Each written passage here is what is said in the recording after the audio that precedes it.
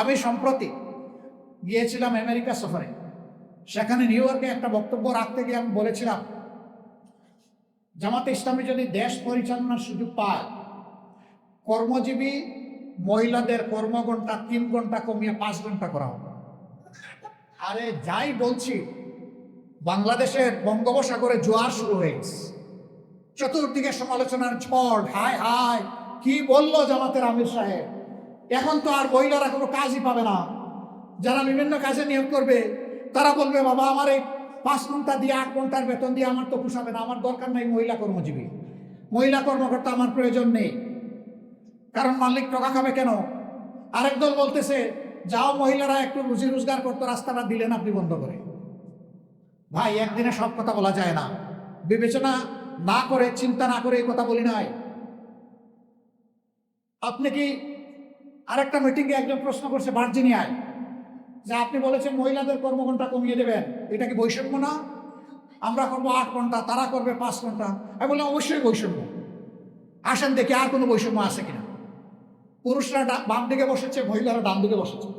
পুরুষদেরকে বললাম, বোনরা আপনারা শুনবেন না এই প্রশ্ন। পুরুষদেরকে বললাম যে আগামী 1 বছরের ভিতরে পেটে বাচ্চা নেবেন এবং 2-1 পুরুষ থাকলে হাত তুলে।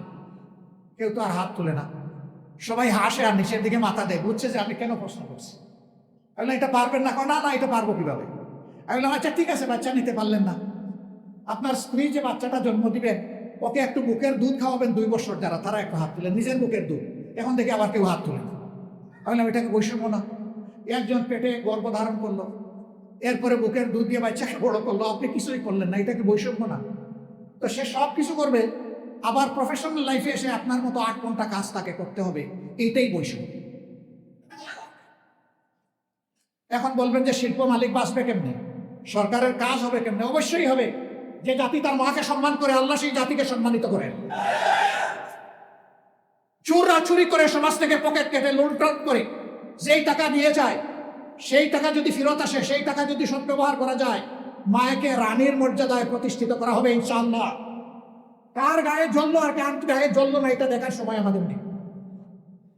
মারা 5 ঘন্টা কাজ করে 8 ঘন্টার বেতন পাবেন ইনশাআল্লাহ। তবে সেই 3 ঘন্টার বেতন শিল্প মালিকদেরকে দিতে হবে না, এটা দিতে বাধ্য থাকবে সরকার। একটা সমাজের ভিত্তি হচ্ছে পরিবার। পরিবার যে সমাজের সুন্দর, সেই সমাজ সুন্দর হয়। পরিবার যেখানে এলোমেলো, সেই সমাজ ধ্বংস হয়ে যায়। আমরা আজকে ধ্বংসের মধ্যে পড়ে গেছি, এই সমাজকে ধ্বংসের হাত থেকে উদ্ধার করতে হবে ইনশাআল্লাহ। আমরা একটা কল্যাণ রাষ্ট্র করতে চাই, সরকার সবার কাছ থেকে ট্যাক্স নেয়। সরকারের দায়িত্ব হলো সমাজের চাকা চালু রাখা। সরকারের দায়িত্ব হচ্ছে ওই সমস্ত মাদের বাকি 3 ঘন্টার বেতন পরিশোধ করা। কল্যাণ রাষ্ট্র যেদিন কায়েম হবে, ইনশাআল্লাহ পর্যায়ক্রমে এই দেশ সেই জায়গায় গিয়ে উপনীত হবে। প্রথম দিনই হবে না, নিশ্চয়ই এই কথা জনগণ বুঝে। জনগণের ধৈর্য এবং সহযোগিতা আমাদের লাগবে। জনগণের যদি আন্তরিক সহযোগিতা এবং ধৈর্য পাই, ইনশাআল্লাহ তা হবে। বলবেন, ঠিক আছে, বেতন না হয়ে দিলেন, 3 ঘন্টা যে খালি হয়ে গেল, সেই কাজের গ্যাপ কিভাবে পূরণ হবে? দুনিয়ার বহু দেশে পার্ট টাইম সরকারি জব আছে। অনেক মহিলা 8 ঘন্টা সময় দিতে পারবে না, বাসার বাইরে তার বাচ্চা আছে, সংসার আছে, এই জন্য জব ছেড়ে দেয়। তারা যখন দেখবে 3 ঘন্টারও আমার একটা সুযোগ আছে, বলবে ঠিক আছে, সেই 3 ঘন্টা আমি আমার প্রয়োজন পূরণ করে আসি। এখানে জব আরো বেড়ে যাবে, একজনের সাথে আরো অর্ধজন যুগ হয়ে যাবে। সুতরাং আগে যদি 100 জন জব পেয়ে থাকে, এখন 150 জন পাবে ইনশাআল্লাহ। এইভাবে জবের সংখ্যা বেড়ে যাবে। কিন্তু আমরা কোনো মাকে কাজ করতে বাধ্য করব না। যার প্রয়োজন আছে, যোগ্যতা আছে, কাজ তার হাতে সম্মানের সাথে তুলে দেব। তার নিরাপত্তা কর্মক্ষেত্রে বিধান করা হবে ইনশাআল্লাহ। আবার মহিলাদের মাঝে, নারীদের মাঝে কেউ যদি বলেন যে আমি 8 ঘন্টা কাজ করে 8 ঘন্টার বেতন নিতে চাই, তাকে সম্মানিত করা হবে বাড়তি ইনশাআল্লাহ। তিনি যে সম্মানটা দেখালেন রাষ্ট্রকে, এই জন্য তাকে সম্মানিত করা হবে। সম্মানিত করার বহু রাস্তা খোলা আছে। কাউকে বাধ্য করা হবে না, কাজ করতেও কাউকে বাধ্য করা হবে না, কাজ থেকে বিরত থাকতেও বাধ্য করা হবে না। এটা থাকবে অপশনাল চয়েস, অল্টারনেট চয়েস। এমন হলে কার অসুবিধা? গরম ভাতে বিলাই বেজা, কারণ ওই ভাতে মুখ দিলে বিড়ালের মুখ পুড়বে। আমরা ঘুণে ধরা সমাজের আমূল পরিবর্তন চাই। একটা ঝাঁকুনি দিয়ে সমস্ত মহিলা আমরা ঝরাই দিতে চাই ইনশাআল্লাহ, বিইজনিল্লাহ। আমরা পারবো না, আল্লাহ যদি আমাদেরকে তৌফিক দেন, ইনশাল্লাহ আপনাদেরকে সাথে নিয়ে আমরা পারব। আজকে মায়েদের ব্যাপারে এই কথা বলার আমার উদ্দেশ্য ছিল। আপনারা কি খুব কষ্ট পেয়েছেন? এখন বলবেন আমাদের থাকলোটাকে গেল তো, সব গেল, সব তো ওনাদেরকে দিয়ে দিলেন। যেই স্বামী তার স্ত্রীকে রানীর আসনে প্রতিষ্ঠিত করে সেই স্বামী রাজা হবে, আর যেই স্বামী তার স্ত্রীকে অপমান করে সেই স্বামী কামলা হবে। আপনারা রাজা হতে চান না কামলা হতে চান? 2 নম্বর, ওই স্ত্রী যিনি মর্যাদা পাবেন, সম্মানিত হবেন, তিনি চিন্তা করবেন আমার যে স্বামী আমাকে এতটা সম্মান দিয়েছে, আমারও দায়িত্ব আছে তাকে সম্মান দেওয়া। সুতরাং এই সংসার শুধু ভালোবাসার হবে না, এই সংসার সম্মানে সম্মানে ভরে যাবে ইনশাআল্লাহ। আমরা সেই পরিবার, সেই সম্মান গঠন করতে চাই। আজকে কি হয়েছে, ওই সম্মান, ওই মর্যাদা, ওই ভালোবাসা না থাকার কারণে সন্তানরা বিপদগামী হয়। পুলিশ অফিসারের মেয়ের হাতে অফিসার নিজে এবং তার স্ত্রী টুকরা টুকরা হয়। যেই পুলিশ অফিসার সমাজের নিরাপত্তা বিধান করবে, দুঃখজনকভাবে তাকে সেই পরিণতি বহন করতে হবে। এটা কি জন্যে? ওই মেয়ের শিক্ষার অভাব ছিল না, ওই মেয়ের সুশিক্ষার অভাব ছিল। আমরা মায়েদের এই মর্যাদা প্রতিষ্ঠিত করব, সমাজের প্রত্যেকটি শিশুকে সুশিক্ষিত করে ইনশাআল্লাহ। এখন আবার কেউ যদি বলে যে জামাতে ইসলামী সব ঘর খালি করে এখন তো মেয়েদেরকে দেখি বের করে দিবে, যেভাবে লোক দেখাচ্ছে। আগেই বলেছি, যার প্রয়োজন আছে এবং যার যোগ্যতা আছে সে আসে। যিনি তার কর্মক্ষেত্র হিসাবে বাসাকেই, পরিবারকেই বাছাই করে নেবেন, তাকেও ভিন্নভাবে সম্মানিত করা হবে ইনশাআল্লাহ। তিনি রত্নগর্ভা মা হিসাবে মেডেল পাবেন, সম্মান পাবেন, রাষ্ট্রের পক্ষ থেকে আরো বহু ইজ্জত তিনিও ভোগ করবেন ইনশাআল্লাহ। এ রাষ্ট্রে কেউ বঞ্চিত হবে না, সবাই এই রাষ্ট্রের নাগরিক হিসাবে পরিচয় দিয়ে সম্মানিত বোধ করবে, আনন্দিত হবে ইনশাআল্লাহ, গর্বিত হবে ইনশাআল্লাহ। মাথা ছুটো হবে না, ঠোঁট শুকায় যাবে না, দুনিয়ার কারোর সামনে মাথা নত হবে না। সেই জাতিটা আমরা বিল্ড আপ করতে চাই। যুবকরা যারা বিয়ে করেন নাই একটু হাত তুলেন তো দেখি, যাদের বিয়ে বাকি হাত তুলেন। আর এইটা লজ্জার ব্যাপার নেই, তুলেন, হাত তুলেন, দায়িত্ব আছে না আমাদের, গোটাগালি করা লাগবে না, হাত তুলেন। আলহামদুলিল্লাহ বিপুল হাত উঠেছে চতুর্দিকে। এখন থেকে নিয়ত করো, ঘরে রানী তুলে আনবা, কামলা তুলে আনবা না। যাকে আনবা তাকে রানীর মর্যাদা দিবা, তাকে গোলাপের মর্যাদা দিবা। মার হক নষ্ট হবে না, স্ত্রীর হক নষ্ট হবে না, সকল হক ইনশাআল্লাহ তোমার পুরুষ উচিত ভূমিকার কারণে প্রতিষ্ঠিত হবে এই পরিবারে ইনশাআল্লাহ। যুবক বন্ধুগণ, শুধু পরিবার দেখলে হবে না, তোমাদেরকে দেশও দেখতে হবে।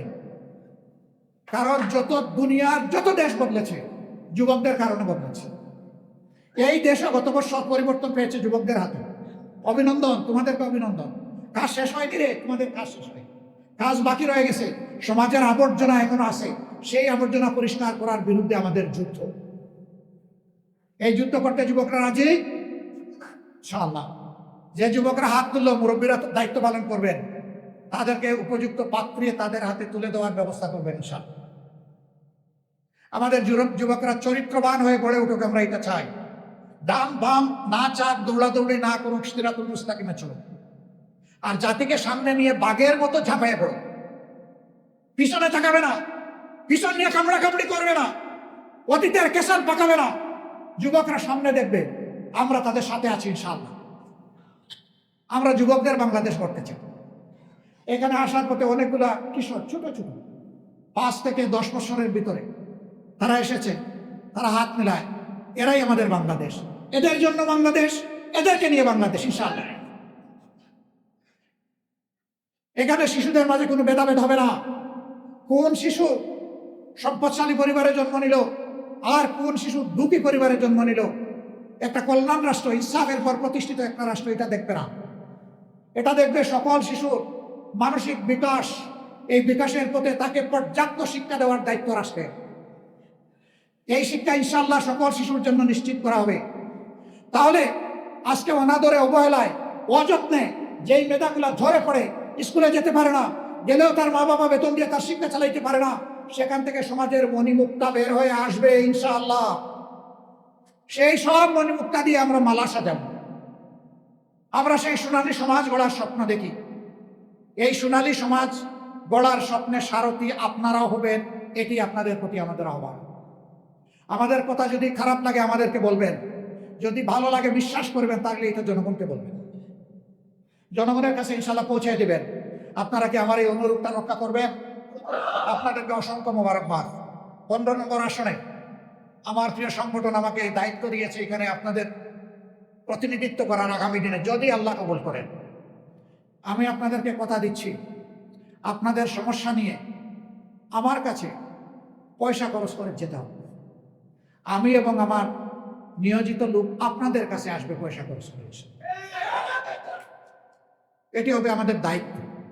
সমাজের মৌলিক সমস্যাগুলাকে, সমাজের মাঝারি সমস্যাগুলাকে, সমাজের ছোট সমস্যাগুলাকে, এমনকি ব্যক্তি পরিবারের সমস্যাগুলাকে, সেটা জানা হবে আমাদের দায়িত্বের অন্তর্গত। আমরা জানার পরে তার অগ্রাধিকার নির্ধারণ করব, কোনটা আগে বাস্তবায়ন হওয়ার দাবি রাখে, কোনটা পরে দাবি রাখে। অগ্রাধিকার সাজিয়ে আপনি যে আমাকে দায়িত্ব সমঝিয়ে দিলেন, আপনাকে নির্ধারিত সময়ের ভিতরে জানিয়ে দেওয়া হবে এই কাজটি আপনার ন্যায্য পাওনা ছিল, এটা হয়েছে। এইটা আপনার ন্যায্য নয়, এটা হবে না, এটা অন্যজনের ন্যায্য, তার পাওনা তাকে সমঝিয়ে দেওয়া হয়েছে। এই কাজটা আপনার ন্যায্য, কিন্তু এটা এখন আমরা করতে পারি নাই, এটা আন্ডার প্রসেসেস। আপনি আশা করি এতদিনের মধ্যে আপনার এই কাজের রেজাল্ট আপনি পাবেন। তাহলে একটা মানুষ অনিশ্চয়তায় হতাশায় ভুগবে না, তার একটা আস্থা থাকবে যে আমার ওই সময় ফলটা পেকে আমার হাতে আসবে, আমি আমার ফলটা পাবো ইনশাআল্লাহ। আমরা সেইভাবেই আমাদের সমাজকে শুধু 15 নম্বর আসন না ভাই, 56,000 বাংলাদেশ মাইলের বাংলাদেশকেই আমরা করতে চাই। একা একটা আসনটি আলাদা হয়ে যাবে, সারা বাংলাদেশ যেমন হবে 15 নম্বর তেমন হবে। অসংখ্য সমস্যা এখানে আছে, আমি ঘুরে ঘুরে বোঝার চেষ্টা করছি, আপনাদের থেকে শোনার চেষ্টা করছি। মিটিংগুলোর মাঝখানে যারা তাদের সাথে বসার সুযোগ পাই তাদেরকে জিজ্ঞেস করি কি কি বিষয় বলেন, শুনি, এরপরে নিজের চোখ দিয়ে ওগুলো দেখার চেষ্টা করি, নিজের বিবেকের সাথে মিলানোর চেষ্টা করি। আমি মানুষটা অমর নয়, মরেই তো গেছিলাম 19 জুলাই, আল্লাহ আমাকে সেকেন্ড লাইফ দিয়েছেন, আলহামদুলিল্লাহ। আপনারা দোয়া করেছেন, আমি আপনাদের কাছে কৃতজ্ঞ ঋণী। দোয়া করবেন হায়াত আল্লাহ যতটুকু দিবেন সেই হায়াতটা যেন মানুষের কল্যাণে হয়। আপনারা একটু দোয়া করবেন তো। আমি কিন্তু আপনাদের কাছে ভোট চাই নাই, মন খারাপ করছে? সবাই তো এসে ভোট চাই, আমি যে চাইলাম না, এটা কি আমার অপরাধ? কেন আমি চাই নাই জানেন? আমি বিশ্বাস করি আল্লাহ আপনাদের প্রত্যেককে পর্যাপ্ত বিবেক দান করেছে, কোনটা ভালো কোনটা মন্দ, কোনটা ন্যায় কোনটা অন্যায়, আগামীর জন্য কোনটা কল্যাণকর হবে এবং কোনটা কল্যাণকর হবে না তা বোঝার জন্য আমি বিশ্বাস করি আপনারা সকলে যথেষ্ট। এবং আমি এটাও বিশ্বাস করি যে আল্লাহ তাআলা জ্ঞানের নিয়ামত আমার থেকে আপনাদেরকে বেশি দিয়েছে, এটা আমার আস্থা, আপনাদের প্রতি এটা আমার সম্মান বোধ, আমি এটাই মনে করি। এই জন্য আমার চাওয়ার প্রয়োজন, আপনিই ঠিক করবেন আগামী দিনে আপনি কাকে আপনার আমানত সমঝান। আল্লাহ আমাদের সবাইকে আগামী দিনে সঠিক সিদ্ধান্ত নেওয়ার তৌফিক দান। আমরা এই কয়টা মানুষ সিদ্ধান্ত নিলে হয়ে যাবে না তো, গোটা সমাজের সহযোগিতা লাগবে। এই জন্যে আমার যে কথাগুলো সঠিক মনে করেন, আমি অনুরোধ করব যে আমার মতো করে আপনারা মেহরবানি করে সমাজের মানুষের কাছে এই কথাগুলো পৌঁছায়। আল্লাহ তাআলা এর বিনিময়ে আপনাদের ইজ্জত বাড়িয়ে দিন, আর এই সমাজের মুক্তির ব্যবস্থা আল্লাহ করে দিন। আল্লাহ তাআলা আগামীর একটা পরিচ্ছন্ন বাংলাদেশ, একটা বেজাল মুক্ত, একটা স্বস্তির বাংলাদেশ, একটা সম্মানের বাংলাদেশ, আমার যুবকদের মন ভরে কাজ করার একটা বাংলাদেশ আল্লাহ তাআলা আমাদেরকে দান। আপনাদের সবাইকে ধন্যবাদ, অসংখ্য মোবারকবাদ, গভীর কৃতজ্ঞতা। আসসালামু আলাইকুম ওয়া রাহমাতুল্লাহি ওয়া বারাকাতুহু।